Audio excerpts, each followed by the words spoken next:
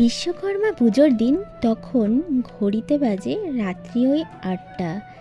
ঠিক তার কিছুক্ষণ আগে মাকে বলে বসলাম, চলো মা একটু পলতার থেকে ঘুরে আসি। তারপর ওই রাত্রি ৮টা নাগাদ মা মেয়ে মিলে রেডি হয়ে বেরিয়ে পড়লাম পলতার দিকে। আর রাস্তায় যেতে যেতে দেখছি পুরো রাস্তার লাইট দিয়ে সাজানো হয়ে গেছে, কিন্তু রাস্তার লাইটগুলো এখনও জ্বলে ওঠেনি। হয়তো মহালয়ার পর থেকে জ্বালাবে আস্তে আস্তে, না হলে হয়তো তৃতীয়া কি চতুর্থীর থেকে জ্বালাবে। আর পলতা পৌঁছে দেখি পলতার প্যান্ডেলও অনেকটা হয়ে এসেছে। আর পলতার ওই সামনেই রিক্সা স্ট্যান্ডটা, ওই স্ট্যান্ডে দেখি বিশ্বকর্মা পুজো হয়েছে। গিয়ে প্রণাম করলাম মা আর আমি মিলে।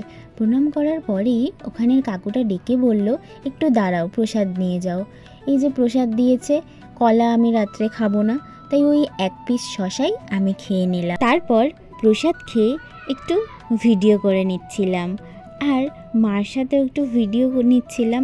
মাকে ডেকেই চলেছি, সেই মা অন্যদিকেই তাকিয়ে আছে, মামা করে ডাকছি। তারপরে মা তাকালো, একটু ভিডিও নিয়ে তারপরে আবার চলে এসেছিলাম পলতার টোটো স্ট্যান্ডের ঠাকুরটা দেখতে। ওখানের ঠাকুরটাও কি সুন্দর হয়েছে, আর কি সুন্দর সাজিয়েছে। এরপর এখানের ঠাকুরটাকেও প্রণাম করে মাকে বললাম, চলো কিছু খেয়ে আসি, ওই স্ন্যাক্স টাইপের।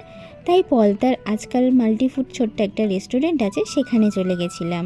আর মাকে বলেছিলাম ফেরার সময় বিরিয়ানি নিয়ে নেব, তোমার আমার রাত্রের খাওয়াটা হয়ে যাবে।